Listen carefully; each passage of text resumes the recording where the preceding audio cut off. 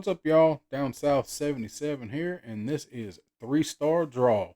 It's a channel where I talk about G.I. Joe classified and classified related stuff, and we try to do it in an adult fashion when possible. That means 4 letter words. So, this is my Limelight series. This is my sub series where I take one character, one figure, and put it in the limelight. I like to talk a little bit about the history of that character. I'll pull some other media and put out that's related to it. If I have some, I usually find something. And we'll take a look at the O-ring version too. Although I don't dive too deep on the O-rings because honestly, we've all got them, we've all had them, we know what they look like. And our job here is to look and see how the classified version come out. Today we're going to be talking about number 38, Croc Master and Fiona. It was a deluxe set. Croc Master was always one of my favorite standalone Cobras. He just looked so unique, but he still fit in. And he was kind of silly. He wasn't dress up in a bird costume silly. He was dress up in a crocodile costume silly. But either way, I always liked the character. I thought he was very unique. I played with him a lot when I was a kid. And I was very shocked when I saw that they'd put out a classified version because I wasn't keeping up with him when he was released. So I didn't know what was coming out. And when I saw him on the Walmart shelf, I was like, oh man, they did Croc Master. And then when I finally did jump in and start getting the figures, he was one of the first I acquired because he was a favorite. So we're going to take a look at Croc Master and Fiona and see if Classified was able to do the O-ring figure justice and see how he holds up in the modern age. All right, so there he is. There is G.I. Joe Classified number 38, Croc Master, and I have Fiona behind him. So as usual, I like to set up a couple of issues of comics if I've got something related to them. So 72 was Croc Master's first appearance in Marvel Comics.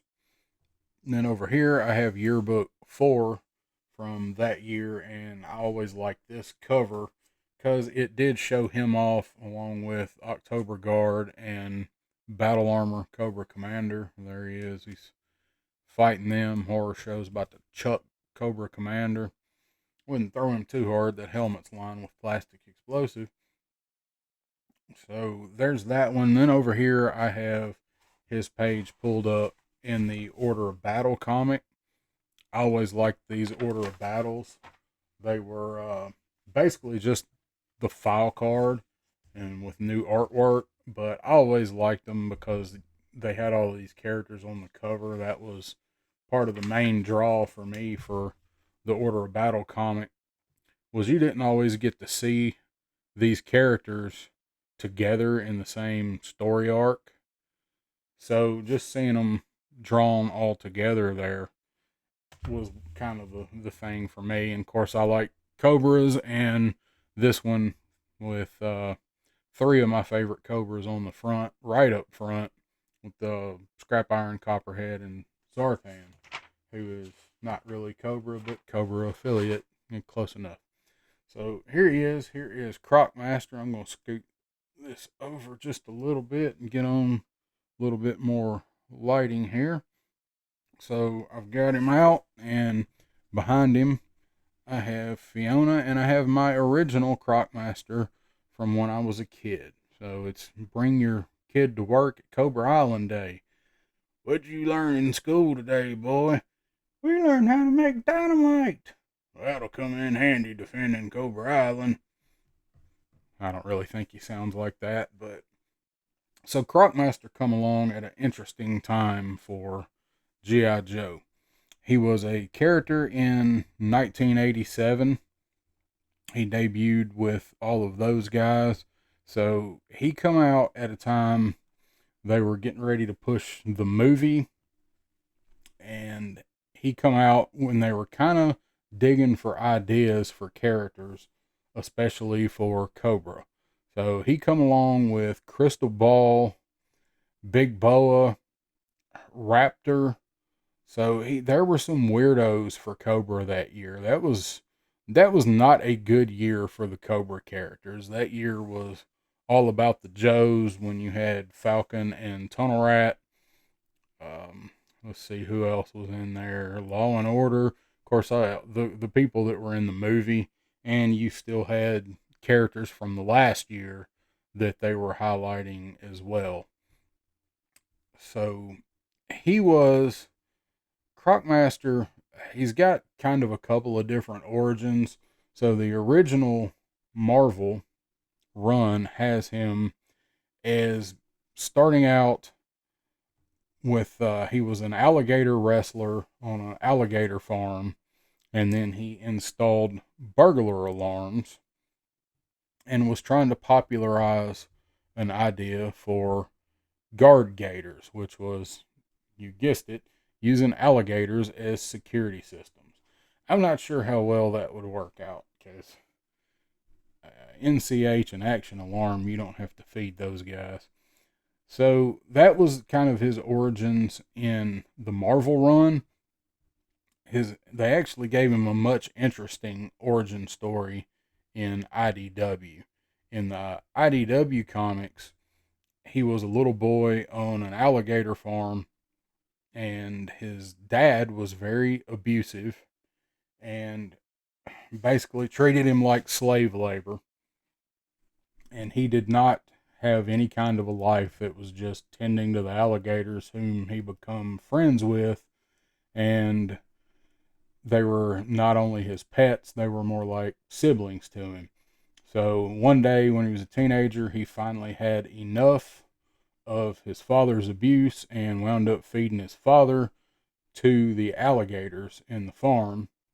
And his father had a deal with a guy to come back and buy the favorite that Croc Master had raised, and his father killed him to sell the skin to this guy. Well, after he killed his dad, the guy come back, so he wound up feeding him to the crocodiles, the alligators as well, and assumed the mantle of Croc Master. That was what his father called the alligator crocodile farm where he grew up. He was the Croc Master, so after he killed his dad, he became Croc Master, and he turned to crime basically just to live and pay for the upkeep of the farm and his pets. That's all he wanted. And then he kind of morphed into an eco type terrorist where he would blow up things that were cutting down swampland and just destroying the environment, anything that would have been a threat to him and his way of life and his crocodiles, alligators, whatnot. And Cobra found him and talked him into joining up. Originally, he wanted no part of it, but he was offered the chance to kill lots of people in the name of protecting what he had sworn to protect. So that was enough to get him into Cobra. Now, he was later killed in a tragic turn of events, along with some of his main alligators, underneath a mansion. I think he was guarding the waterways. There was some high level event. So, but his IDW run, if you've ever read the Last Laugh, all of the intertwining stories about Chuckles, his origin is in issue 7. It kind of tells all of what I just told you about him, taking over the farm and killing his father and all of that stuff. That is where you can find that issue. I'd actually not read that myself until this year. I read through all of those, and I'm sad that I did not read them when they came out. So, like I said, he's kind of an oddball. He's Cobra, so I always kind of liked him, liked the look of him. He was one of those, when you get the card back in the store and the new figures and you flip them over, I was like, whoa, who's this dude? He's cool. He's got crocodiles. So I got him when I could find him. So here's my original. He's in pretty decent shape. His O-ring is still intact. He's not too awful floppy for how much I played with this guy. He's got some rub on him. I don't have his hose anymore. I don't have any of his stuff. I don't even have his Fiona anymore. He's just what he is right here, and I'm happy to still have him after all these years where I can get him out and his O-ring's not snapped. So looking at him beside the classified version here, they did a really good job of updating him. He's more or less the same figure. This was one of the ones that they just kind of did a one for one. Let's take, that we had him perfect. You can't really update his gear too much because he really hasn't changed much. Nothing, he's not wearing web gear or body armor or anything like that. So they just basically took this figure and made it 10 times better, which is all I can really hope for with Classified personally, is just taking the old figures we loved and keeping them the same, but changing them just enough to make them awesome and relevant today. So this is attached on this Croc Master. All of the hose, all this is not removable, but they did a good job with his sculpt. He's wearing his kind of gimp mask there, but you can see the lines on the mask, and he's got some detail there. So all that really comes through. Got kind of a tight fitting mask. I could never stand to wear this mask. I can't stand anything that tight. But here's his rebreather, so he can submerge with his crocodiles. He likes to just kind of do a like isolation chamber. He says he likes to dream his green dreams. He will get in the swamp or the tanks with his alligators and his crocodiles and just basically do that. Not long after I got him, I actually did some photos of him doing exactly that. So he comes with a pretty decent pistol. I mean, it's not anything spectacular. It is a Magnum type pistol, it appears to be, which I guess for this guy, anything he encounters, that's what you're going to need. Kind of like Copperhead. If Croc Master ever did, for any reason, have to put one of his pets down, that's what it's going to take. I don't think this dude would ever do that, but that's what it would take. So he's got his knife, and it has some green there on the hilt. It goes in his boot. It's like on the original figure. So he's done really well. His vest, he's got some really good sculpting detail in all of this with the scales, and it's actually different color there where it's made out of something different. This actually looks like what a crocodile alligator back would look like with these larger scales. He's just a really well done figure. He's not any more complicated or detailed than what he needs to be. He is what he is. This is all I need a Croc Master figure to be. Right here, he doesn't need some sniper rifle or something ridiculous, some stupid weapons. He's got a pistol, he's got a knife, and he has got Fiona. That's all he needs. He's perfect for a representation in the modern day. So we're going to take a look at Fiona. This thing is amazing. Like, that's how much bigger she is than him. This is a great set. I have this on her for now. I don't usually display Fiona with this on here. I always think it's funny to set this up and have Croc Jr. holding on to it. I just thought that was funny. I kept them set up for a long time that way. So she does have quite a bit of articulation. She's got a couple points here and here. Her arms as well as her feet are articulated. And of course the jaws. So I wouldn't want to wind up being caught in that. So, and it is the top part of her head that's hinged rather than the bottom, which is, I thought was a good choice, because if you played with her a whole lot, or your kids play with her, whatever, this hinge is going to wear, and when it wears, it's going to hang down, and this way it won't hang down, it will hang shut. But all of the teeth when her snout is completely together. They line up. I mean, if you've ever seen a crocodile or nature documentary or whatever, that's when their snout's closed, they do that. So all the way down, the tail is articulated and the tail is actually bendable. I don't know if a lot of people knew that or not, but the tail has the wire in it where you can bend it. I usually keep her posed like she's coming, like she's about to pounce on something. I have the Fortnite boat, in which him and Copperhead chill in the Fortnite boat, and Fiona is on the front of the boat, always looking like she's ready to jump in the water and go after dinner or intruders. So we have his whip. This is something else that I don't display him with because my Croc Master does not need a whip to control his crocodiles, nor would he use a whip on his crocodiles. If I ever have him holding this, this is for somebody coming after him. This is used more as a weapon than a training tool.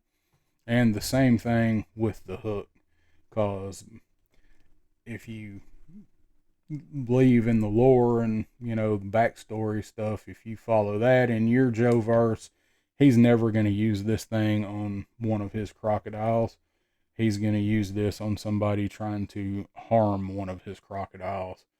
So that's kind of his stuff that he comes with there, which is all neat to include. I don't remember if the original figure came with the hook or not. See if I can look and see that real quick. As a nice inclusion, I just don't see him using it as a weapon. So I know he came with I am looking at 3D Joe's, and their Croc Master for this guy came with crocodile, binder cable, neuro leash, and his hose. So I'm guessing this is taking the place of either the binder cable or no, it wouldn't take place of the leash. So this would take place of the binder cable.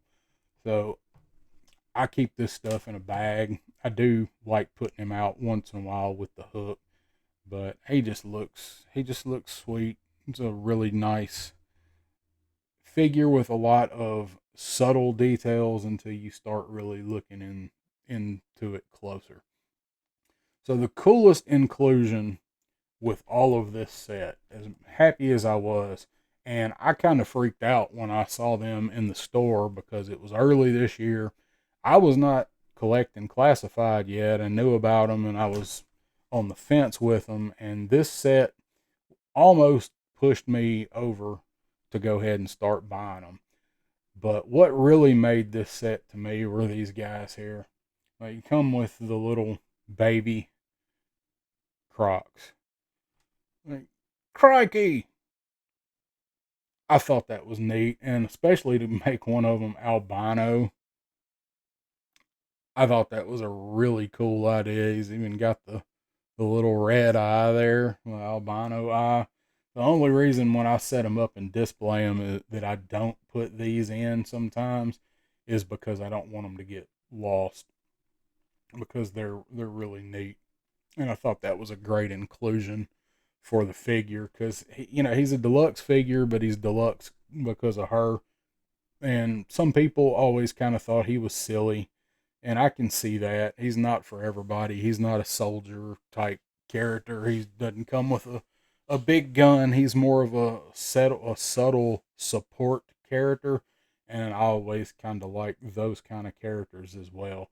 I'm not so big on Raptor, so when Raptor gets here, it might be a different kind of review, but they can take characters like this that weren't in the forefront and they weren't everybody's favorite, and for a lot of people back then they were easy passes, but they can take these figures and these characters like that and they can make them look so good. And that's one thing I like about the classified is they can take a stupid character or a throwaway character or a boring character and make them look fantastic and make you want to pick them up and play with them. And this dude feels solid. He's got his ab crunch is a little loose, but it doesn't affect the posability of him or anything. I mean, he's a big, menacing, imposing figure. So he's a good character to have patrolling your display. So there he is. There's Croc Master. What do you guys think about him? I was excited when I saw that they had released him, and honestly, I was a little bit surprised that they were pulling that deep of a cut that early in the line. So I was really pleased that they went ahead and made him as soon as they did. So what do you guys think? You like Croc Master? So as far as my retroactive, there he goes. I was gonna have him all set up in front of the camera for the end. Oh, it actually made the hook look even cooler. Oh, there he goes. So as far as my retroactive yeehaws for figures that have been out for a while, I always liked him, and he couldn't have been any better done as far as bringing this character into a new age. So for me, Croc Master is a 4. Will be people that won't agree with me, but that's okay. Everybody has their opinion, and that's mine. So I will see you guys next time on 3 Star Draw.